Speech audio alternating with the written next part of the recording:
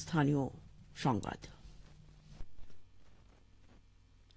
আসসালামু আলাইকুম। বাংলাদেশ বেতার, রাজশাহী। স্থানীয় সংবাদ পড়ছি শাহানা পারভিন। খ্রিস্টীয় ২০২৫ সালের প্রথম দিন আজ। গতরাত ১২টা ১ মিনিটে বর্ণিল আতশবাজি আর আলোকসজ্জার মাধ্যমে পুরনো বছরকে পাশ কাটিয়ে সমস্ত দুঃখ দুর্দশা ভুলে নতুন উদ্যমে, নতুন প্রত্যাশায় নতুন বছরকে স্বাগত জানিয়েছেন দেশবাসী।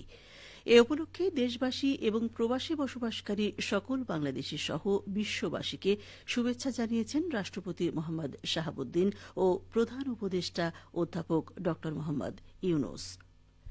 বাংলাদেশ জাতীয়তাবাদী ছাত্রদলের ৪৬তম প্রতিষ্ঠাবার্ষিকী আজ।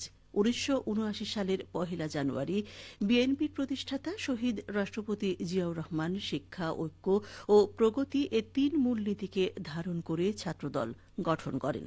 এরপর থেকে দেশের উচ্চ শিক্ষা প্রতিষ্ঠানগুলোতে বিপুল জনপ্রিয়তা অর্জন করে সংগঠনটি। ৮০ দশকে দেশের শিক্ষা প্রতিষ্ঠানগুলোর ছাত্র সংসদে ছাত্রদলের উল্লেখযোগ্য অবস্থান ছিল। ৯০-এ স্বৈরাচার বিরোধী আন্দোলন এবং পরবর্তী সময়ে বিভিন্ন আন্দোলন সংগ্রামেও সামনের সারিতে দেখা গেছে সংগঠনটিকে। আওয়ামী সরকারের ফ্যাসিবাদের বিরুদ্ধেও গত ১৫ বছর সোচ্চার ছিলেন ছাত্রদলের নেতাকর্মীরা। আওয়ামী দুঃশাসনের কবল থেকে দেশে গণতন্ত্র পুনঃপ্রতিষ্ঠায় ছাত্রদলও রাজপথে সাহসী ভূমিকা রেখেছে। প্রতিষ্ঠাবার্ষিকী উপলক্ষে আজ ছাত্রদলের প্রতিটি জেলা, মহানগর ও বিশ্ববিদ্যালয় শাখার উদ্যোগে নানা কর্মসূচি উদযাপন করছেন সংগঠনের নেতাকর্মীরা। এদিকে রাজশাহী মহানগর ছাত্রদলের উদ্যোগেও নানা কর্মসূচি হাতে নেওয়া হয়েছে। এর মধ্যে বিকেল ৩টায় নগরীর বাটার মোড় থেকে বর্ণাঢ্য শোভাযাত্রা বের করা হবে। এতে ছাত্রদল ছাড়াও বিএনপির নেতৃবৃন্দ উপস্থিত থাকবেন। বগুড়ার আদমদিঘিতে বিয়াম ল্যাবরেটরি স্কুলের প্রান্তিক মূল্যায়ন ধাপ ৩-এর ফলাফল প্রকাশ ও অভিভাবক সমাবেশ অনুষ্ঠিত হয়েছে। গতকাল বিদ্যালয় চত্বরে স্কুলের ভারপ্রাপ্ত অধ্যক্ষ প্রসেনজিতের সভাপতিত্বে ও সহকারী শিক্ষক রুনা খাতুনের সঞ্চালনায় প্রধান অতিথি হিসেবে বক্তব্য রাখেন উপজেলা নির্বাহী অফিসার রুমানা আফরোজ। বিশেষ অতিথির বক্তব্য রাখেন উপজেলা শিক্ষা অফিসার আব্দুর রহিম প্রধান, সহকারী উপজেলা শিক্ষা অফিসার সুভাষ চন্দ্র পাল। এ সময় স্কুলের সকল শিক্ষক উপস্থিত ছিলেন। অভিভাবক সমাবেশ শেষে প্রান্তিক মূল্যায়ন ধাপ ৩-এর ফলাফল ঘোষণা করা হয়। মাঠ পর্যায়ে কৃত্রিম প্রজনন কার্যক্রমের তদারকি নিয়ে বগুড়ায় মনিটরিং কমিটির সভা অনুষ্ঠিত হয়েছে। শহরের শহীদ মোকসেদ সড়কে জেলা প্রাণী সম্পদ কার্যালয়ে এই সভা করা হয়। এ সময় উপস্থিত ছিলেন বগুড়া জেলা কৃত্রিম প্রজনন কেন্দ্রের আহ্বায়ক ও জেলা প্রাণী সম্পদ অফিসের উপপরিচালক ডাক্তার মোহাম্মদ জহুরুল ইসলাম, উপপরিচালক জেলা প্রাণী সম্পদ কর্মকর্তা ড মোহাম্মদ আনিসুর রহমান, সায়েন্টিফিক কর্মকর্তা নিশাত জাহান, সদস্য সচিব ও বগুড়া সদর উপজেলা ডাক্তার মোহাম্মদ রায়হান সহ আরও অনেকে। সভায় মাঠ পর্যায়ে কৃত্রিম প্রজনন কার্যক্রম সঠিকভাবে পরিচালনা সহ অন্যান্য বিষয়ে মনিটরিং কার্যক্রম পরিচালনার জন্য সকলকে তাগিদ দেওয়া হয়।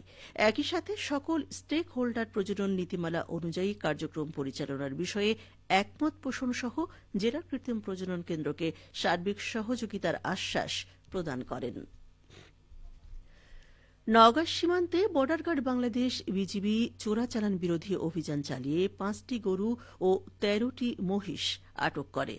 গতকাল পৃথক ৫টি অভিযানে এসব গবাদি পশু আটক করা হয়। পরে ১৬ বিজিবির পক্ষ থেকে এক প্রেস বিজ্ঞপ্তির মাধ্যমে বিষয়টি নিশ্চিত করা হয়।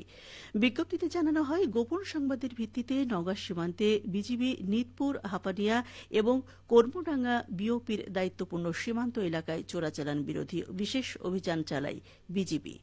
এ সময় চোরাচালানকৃত ভারতীয় ৫টি গরু ও ১৩টি মহিষ আটক করা হয়। বিজ্ঞপ্তিতে আরও জানানো হয়, চোরাচালানের সাথে সম্পৃক্তদের বিরুদ্ধে আইনি পদক্ষেপ গ্রহণের প্রক্রিয়া চলছে এবং জড়িতদের গ্রেপ্তার করতে অভিযান চলমান রয়েছে। এই ধরনের চোরাচালান প্রতিরোধে বিজিবির অভিযান অব্যাহত থাকবে বলে জানানো হয়।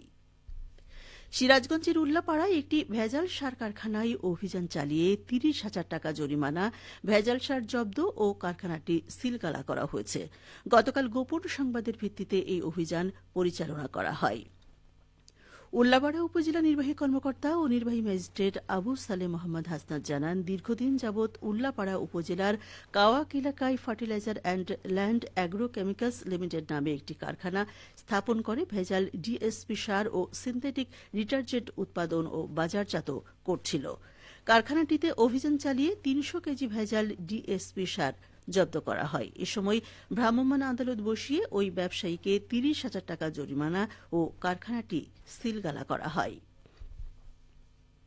খেলার খবর, ক্রিকেট। বৈষম্য বিরোধী ছাত্র আন্দোলনের শহীদদের স্মরণে পাবনার আটঘরিয়া উপজেলায় রক্তাক্ত জুলাই স্মৃতি ক্রিকেট টুর্নামেন্টের ফাইনাল খেলা ও পুরস্কার বিতরণী অনুষ্ঠিত হয়েছে।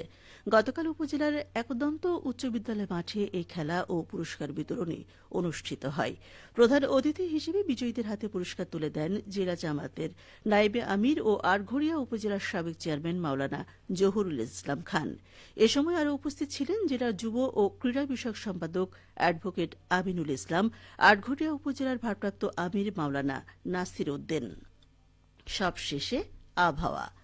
আজ দুপুর ১২টায় রাজশাহীতে তাপমাত্রা ছিল ২০.৪ ডিগ্রি সেলসিয়াস। এ সময় বাতাসে আপেক্ষিক আর্দ্রতার পরিমাণ ছিল ৬৫%। রাজশাহী ও পার্শ্ববর্তী এলাকায় আজ সূর্যাস্ত সন্ধ্যে ৫টা ২৮ মিনিটে। সংবাদ শেষ হল।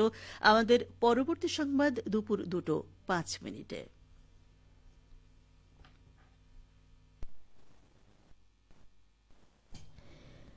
বাংলাদেশ